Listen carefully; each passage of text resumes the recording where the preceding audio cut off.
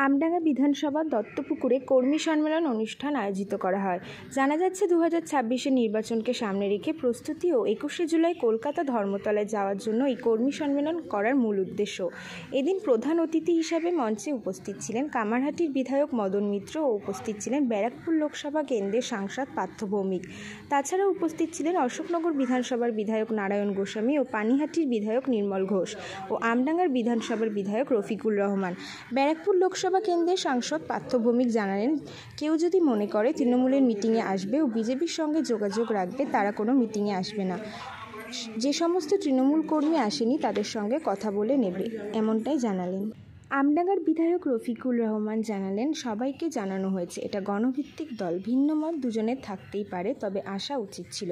যারা আসেনি আমার মনে হয় রাজনৈতিকভাবে ভুল করেছে, তাদেরকে অনুরোধ আবার করবে বিধায়ক রফিকুল রহমান, এমনটাই বললেন।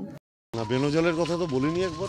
আপনারা বললেন, আমি বলেছি ভালো করে পরিশ্রম করতে হবে, খাটতে হবে। না, আপনারা বললেন যে যারা বিজেপি করবেন বা বিজেপির মতাদর্শ তারা বেরিয়ে যেতে হবে, না না, মিটিং আসা যাবে না। স্বাভাবিক ব্যাপার। কেউ যদি মনে করে যে তৃণমূলের মিটিংয়েও আসবে, আবার বিজেপির সাথেও যোগাযোগ রাখবে, তো তারা কেন তৃণমূলের মিটিংয়ে আসবে? দত্তপুরে একাধিক নেতাকে আজকে দেখা গেল না, আপনি সেটা বললেন, কি কারণ হতে পারে? হ্যাঁ, সে দলের ভিতরের ব্যাপার, কথা বলে নেব। তাহলে কি ব্যবস্থা নেবেন?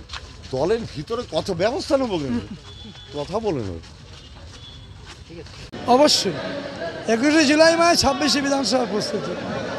পার্থ ভৌমিক নিজে বললেন যে যারা অনেকে উপস্থিত হননি, কি বলবেন? তাহলে কি শোনেন, সবাইকে আমন্ত্রণ করা হয়েছে, এটা গণভিত্তিক দল, ভিন্ন মত দুজনের থাকতে পারে, আসা উচিত ছিল। যারা আসেনি তারা আমার মনে হয় রাজনৈতিকভাবে ভুল করেছে। তাদের কি ব্যবস্থা নেওয়া হবে? শোনেন, ব্যবস্থা নিয়ে গেলে গণতান্ত্রিক দল, ব্যবস্থা নিয়ে আমরা তাদেরকে অনুরোধ আবার করব।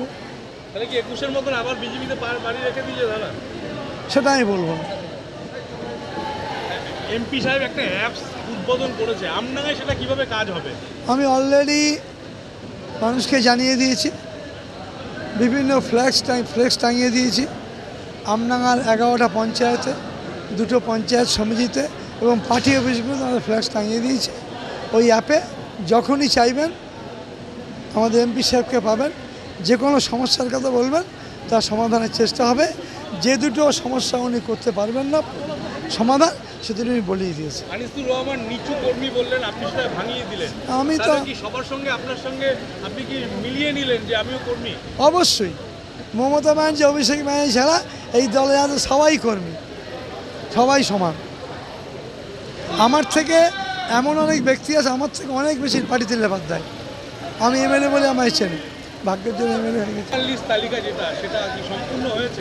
অবশ্যই 100% হয়ে গেছে আমডাঙ্গা বিধানসভা। আর একটাই কথা বলবো যে আপনারা ভালো করে মানুষকে খবর দেখান, বিভ্রান্তির খবর মানুষকে দেবেন না, সত্য খবর দিন।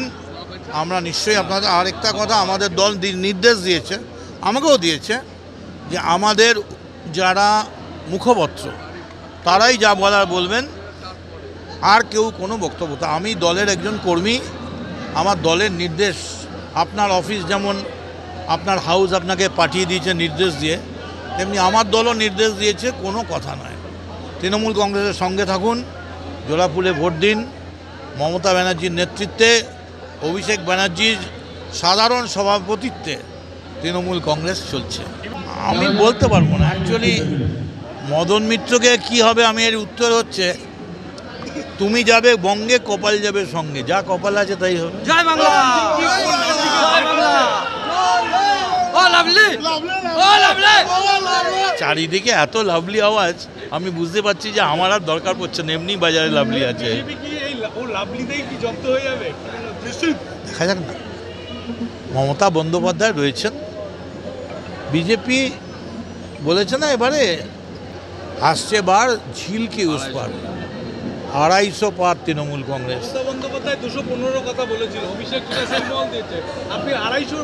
আমি একজন কর্মী, আমি মনে চাইবো না আপদে যে আমি সেঞ্চুরি করব। আমি জানি আমি ডবল সেঞ্চুরি কেন মারবো না। 250, একদম 250। আবার মমতা বন্দ্যোপাধ্যায় 4 বারের জন্য মুখ্যমন্ত্রী।